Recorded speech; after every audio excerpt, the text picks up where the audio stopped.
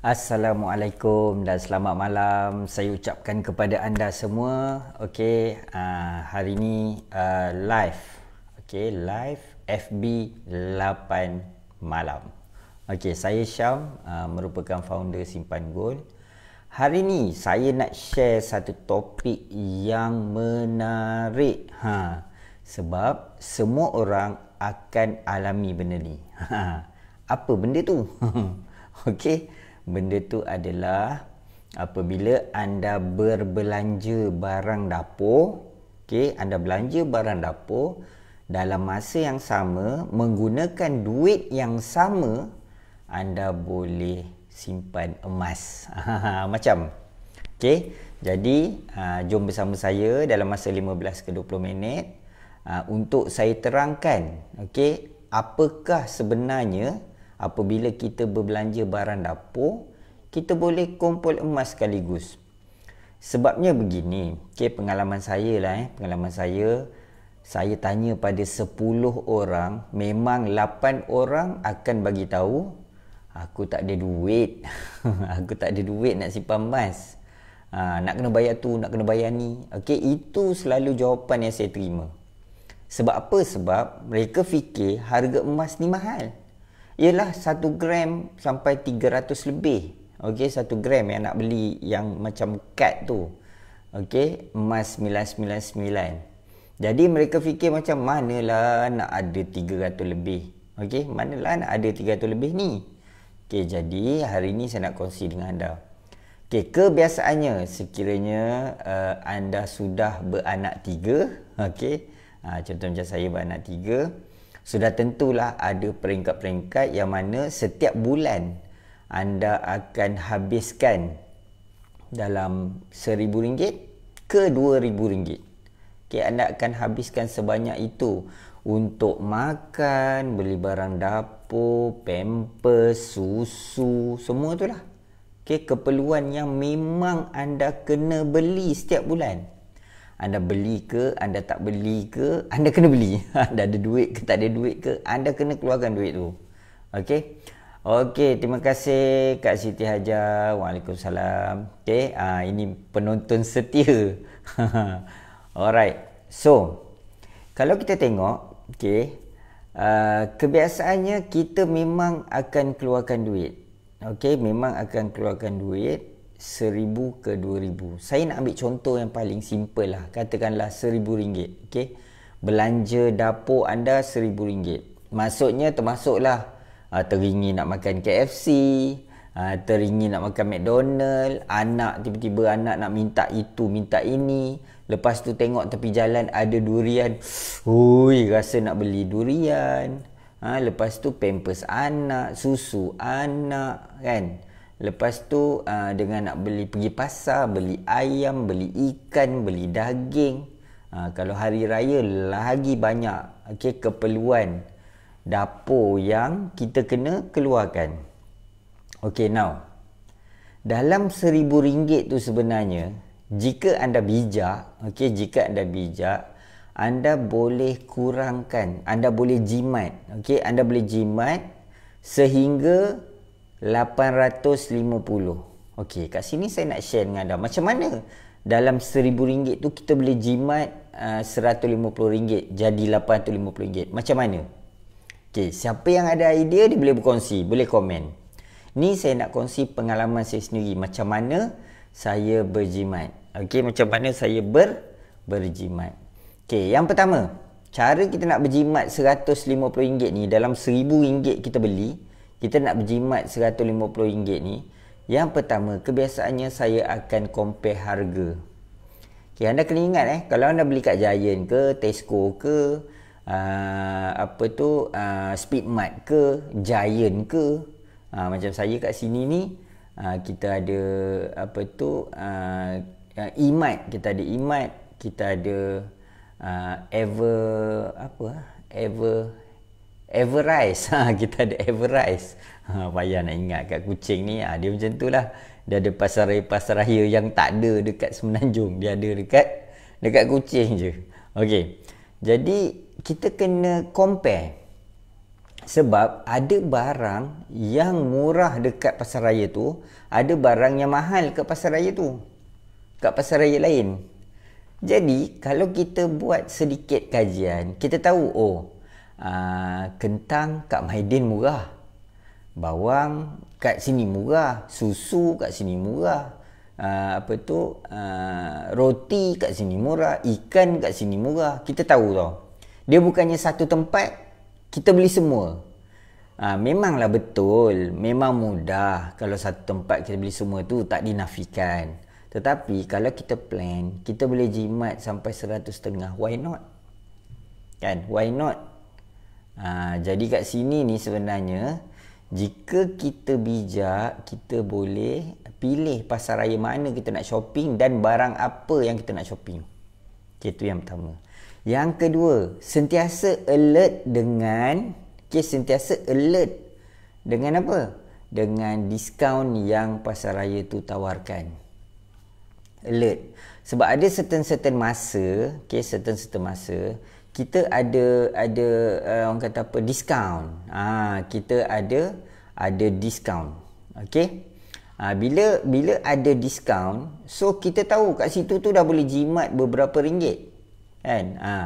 Dia jimat beberapa ringgit. Jadi kat situ tu sebenarnya kita boleh jimat lagi. Kan? Okey. Itu yang kedua. Yang ketiga, macam Kak Wah cakap beli barang yang betul-betul dah habis. List barang yang nak beli aja. Jangan suka-suka tarik barang masuk troli. Betul tu. Boleh juga. Cumanya saya nak tambah sikit. Kebiasaannya, kalau kita bijak, kita cuba buat list untuk sebulan. Sebab anda kena ingat, kadang-kadang ada produk yang beli untuk sebulan dapat harga yang lebih murah daripada kita beli sikit-sikit. Contoh, ada contoh macam kadang-kadang ada offer beli dua, dia bagi diskaun. Tapi kita tahu beli dua tu sebenarnya cukup untuk sebulan. Kan? Cukup untuk sebulan. Kalau kita beli satu, kita bayar lebih tapi cukup untuk setengah bulan. Kan? Jadi kalau kita betul-betul plan, kita dah listkan. Jadi kat situ itulah sebenarnya kita boleh berjimat. Kan? Itu yang ketiga. Yang keempat, bila anda list kan, perbelanjaan makanan anda memang boleh jimat. Contoh, kita tengok sebulan mungkin 3-4 kali pergi KFC. 3-4 kali pergi McDonald. Apa salahnya kita kurangkan? Kan? Kita kurangkan. Kat situ tu pun kita boleh berjimat. Contoh, kita duk beli air botol, kita beli air gas kan. Why not kita minum air kosong? Badan pun lebih sihat. Dah lah jimat, badan pula lebih sihat. Sekali-sekala boleh lah. Kan? Tak ada masalah pun kalau sekali-sekala. Yang kelima, elakkan Foodpanda ataupun Grab. Sebab apa? Sebab anda bayar lebih. Grab dengan Foodpanda ni, anda bayar lebih. Melainkan kalau betul-betul ada offer. Melainkan kalau betul-betul ada offer, yes. Tetapi kebiasaannya tak lah kan. Elakkan Grab ataupun Foodpanda. Yang kelima. Ataupun anda boleh beli Grab ataupun Foodpanda. Beli yang, kalau Foodpanda tu beli yang pick up. Yang pick up tu kadang-kadang dapat diskaun. Dan anda tengok harga Foodpanda tu, ada setengah-setengah kedai, dia memang tak tambah harga. Dia tak tambah harga sebenarnya. Kan? Dah lah ada diskaun dan harga dia sama macam kat kedai. Jadi, kita balik kerja tu, kita boleh singgah ambil makanan dan kita Grab dan jalan. Okey? Itu pun salah satu cara kita boleh jimat. Yang keenam, elakkan pembaziran. Kadang-kadang buat makanan ni kan, kita macam tak kisah tau. Kita kalau lagi lebih-lebih lagi time bulan Ramadan ataupun kalau ada pasar malam. Itu nak beli, ini nak beli, itu nak beli, ini nak beli. Lala habis buang. Kalau kita kira berapa yang kita buang tu, kadang-kadang sampai RM5 ke RM10. Bayangkan. Itu dah berapa yang dah ke-6 dah. Yang ketujuh, banyak lagi sebenarnya, lebih sebenarnya. Masak sendiri, bawa bekal. Belajarlah, kata apa, bangun pagi bangun pagi lebih sikit bawa bekal kan. Kat situ pun sebenarnya kita boleh berjimat. Okey, kita boleh berjimat. Okey. Dan ada banyak lagi benda-benda yang kita boleh berjimat kan. Okey. Jadi apa isu dia? Kenapa kita kena jimat RM150 ni? Kenapa? Cerita dia kenapa? Dalam RM1,000, kenapa kita kena jimat RM150? Kenapa? Okey. Apabila anda mampu buat macam tu, sebenarnya anda dah boleh simpan emas. Kalau anda boleh buat macam tu, anda boleh simpan emas. Bayangkan. Okey. Jom kita buat kira-kira sikit. Okey. Sebab apa saya cakap macam tu? Sebab apabila anda ada akaun simpanan emas, okey, RM1,000 sebenarnya, okey, kalau harga emas 1 gram RM272.33, okey, RM1,000 dapat berapa gram? Jom kita kira. Okey, 277.33. 1000 bahagi dengan 277.33. Okey, kita dapat 3.6 gram. Lebih kurang 3.6 gram. Jom saya tulis kat sini. 3.6 gram. Tunjuk. Oi, dia terbalik. Tak syok pula terbalik. Okey, 3.6 gram. Maksud dia apa? Maksud dia adalah RM1,000 yang kita ada tu, kita boleh berjimat RM150. Kita boleh ada pegangan emas 3.6 gram. Anda bayangkan, sekiranya anda ada 100.5 sahaja, anda boleh dapat ke 36 gram? Carilah kat mana-mana pun, memang tak boleh dapat. Memang tak boleh dapat. Tapi apabila anda ada akaun simpanan emas, okey, yang mana nak daftar, nak buka akaun simpanan emas ni sebenarnya percuma saja. Dan anda ada RM1,000, okey, RM1,000, anda boleh beli emas, anda dapat 3.6 gram, sekiranya harga pada ketika itu RM272.33 segram, maka anda dapat 3.6 gram.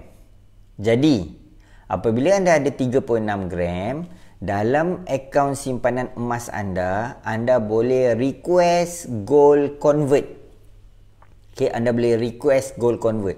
Apabila anda request gold convert, maksimum cash yang anda boleh dapat adalah RM850. Jadi gram yang anda beli tadi tu, 3.6 gram tu, dia tak hilang, dia tak jual, masih lagi dalam pegangan anda dan akan dapat cash RM850 masuk dalam bank account. Jadi RM850 itulah yang anda akan belanja. Belilah, nak beli makanan ke, nak beli apa ke, nak beli, terpulang pada anda lah nak beli apa-apa, kan? Terpulang pada anda. Jadi ceritanya macam mana? Ceritanya adalah, anda bayangkan nanti orang tanya, beli RM1,000 kenapa dapat RM850? Mana RM150 lagi? Sebenarnya 150 tu ada di dalam mana? Dalam 3.6 gram tadi tu. RM150 tu ada dalam 3.6 gram tu dalam bentuk emas. Jadi kalau kita fikir balik, kita ada aset emas yang kita beli RM1,000 dapat 3.6 gram, dan kita boleh dalam masa yang sama kita boleh ada cash RM850. Best ke best? Best ke best? Jadi kat sini anda berbelanja dan anda mampu untuk jimat RM150, anda boleh ada emas dan anda boleh berbelanja. Jadi maksudnya apa? Maksudnya adalah walaupun anda orang kata apa, berjimat, dengan cara-cara yang saya beritahu tadi tu, anda berjimat RM150, anda mampu untuk ada 3.6 gram. Okey, jadi apabila anda buat macam tu, okey, apa yang berlaku? Apa yang berlaku? Belanja dah. Tapi emas 3.6 gram ada. Anda biarkan je lah kat dalam akaun simpanan emas tu. Okey, biar. Berapa lama nak biar? Terpulang kepada anda. Tapi saranan saya, okey, anda biarkan sampai harga emas tu naik. Berapa lama? Mungkin 2 tahun, 3 tahun, 4 tahun, 5 tahun. Biar je lah. Sebab apa saya cakap biarlah? Sebab anda dah dapat dah tadi 850 tu untuk dibelanjakan. Jadi buat-buat lupa lah yang anda dah beli emas tu, anda buat-buat lupa. Sebab anda dah belanjakan dah. Dengan anda mampu untuk berjimat RM150 tadi tu. Katakanlah dah 2 tahun, 3 tahun, 4 tahun. Daripada harga, okey, harga emas tu yang anda beli RM272 tadi tu, dalam masa 5 tahun harga emas naik sampai RM400. 5 tahun kot, lama lagi 5 tahun. Sekarang ni harga 200 lebih, dia boleh naik sampai 400 lagi 5 tahun. Mungkin lagi 3 tahun naik 300.5. Lepas tu lagi tahun ketiga naik 300.5. Lepas tu tahun keempat, tahun kelima naik RM400. Katakan, tak ada seorang pun tahu, tapi ni andaian, katakan. Sebab harga emas naik dan turun, tapi dalam jangka masa panjang ianya menaik. Jadi kat sini kalau RM400, okey, berapa nilai emas anda 5 tahun akan datang? Okey, jom kita kira. 3.6 gram, okey, 3.6 gram kalau kita kalikan dengan berapa? RM400. 3.6 gram kali dengan RM400. Berapa? Okey, berapa? Ada yang boleh tolong kira? Okey, saya ada kalkulator kat sini. 3.6 gram kali dengan RM400. Kita ada RM1,440. Itu kita punya value emas. RM1,440. Okey, kalau RM1,440 value emas kita, okey, apa yang berlaku? Katalah kita nak jual. 3.6 gram ni kita nak jual. Okey, apabila kita nak jual, dalam sistem, dalam akaun simpanan emas kita, dia dah kirakan siap-siap dah. Okey, dia dah kirakan siap-siap. Cumanya untuk pemahaman, okey, untuk pemahaman anda, saya boleh katakan begini. Okey, 1440 ni dia dalam sistem dia kena tolak dengan yang anda dapat 850, yang anda request gold convert tu 850 tu anda kena tolak dulu. Okey, RM590. Okey, cumanya dia ada management fee. Management fee. Jom kita tengok berapa management fee. Management fee adalah 3.5%. Okey, 3.5% dalam masa setahun daripada RM850 tu. Jom kita kira. RM850, okey, kali dengan 3.5%. Setahun baru RM29.75. Okey. Kali dengan 5 tahun baru RM148.75. Okey. Jadi kalau kita tengok berapa lebihan yang kita dapat, berapa lebihan yang kita dapat. Okey. Kita punya nilai emas kita 1440. Okey, 1440. 1440, okey. Kita tolak kita tolak 1440 tolak dengan tadi kita ambil 850 tolak dengan berapa tadi management fee? Management fee 140 lebih macam tu kan tadi kan, 140 lebih. Kita katakanlah 150. Okey, kita bundarkan. Kita tolak lagi 150. Kita ada baki RM440. Maksud dia apa? Maksud dia adalah, kita ada lebihan RM440 dalam masa 5 tahun. Sedar tak sedar, dalam masa 5 tahun Next pilihan raya, kalau kita buat sekarang, next pilihan raya, kita ada extra RM440. Siapa nak bagi? Katalah time tu harga gula naik, tepung naik, harga ayam naik, telur naik. Okey, kita boleh cover. Jadi kat sini ni lah sebenarnya, itulah dia punya keuntungan dia. Itulah dia punya kelebihan dia apabila anda ada akaun simpanan emas. Apabila anda ada akaun simpanan emas, itulah kelebihan yang anda dapat. Jadi itulah maksudnya, setiap perbelanjaan anda, setiap makanan yang anda beli, sandarkan dengan apa? Sandarkan dengan emas, bukan sandarkan dengan kenangan. Jadi kat sini ni, cuba kita bandingkan. Kita bandingkan. Katakanlah kita tak buat. Kita ada RM1,000, kita tak buat. Apa akan jadi lagi 5 tahun? Takkan jadi apa-apalah. Duit tu habis macam tu je lah. RM1,000 tu habis macam tu saja. Tetapi kalau anda mampu berjimat, anda akan ada lebihan. Walaupun anda tak buat apa-apa. Anda tak buat apa-apa ni. Anda tak menyimpan, anda tak buat apa-apa, anda ada lebihan. Bayangkan kalau anda buat berkali-kali. Bukannya anda boleh buat 1,000 aja, anda boleh buat berkali-kali. Anda boleh buat berkali-kali. Jadi kat sini ni, kalau kita tengok, kat situlah sebenarnya kelebihan dia. Jadi kat sini ni kita nak duit tu datang balik. Duit tu U-turn datang balik. Banyak RM400. Setiap RM1,000 yang kita belanjakan, yang kita jimat 150 tu, kita belanja 850, kita boleh dapat dalam RM440. Banyak tu.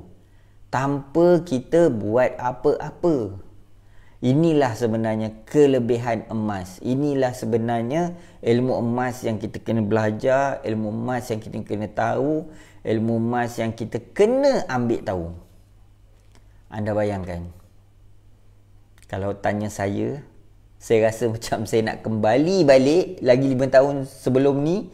Saya cakap, kenapalah aku tak tahu benda ni 5 tahun lepas. Tapi masalahnya 5 tahun lepas, benda ni tidak diperkenalkan lagi.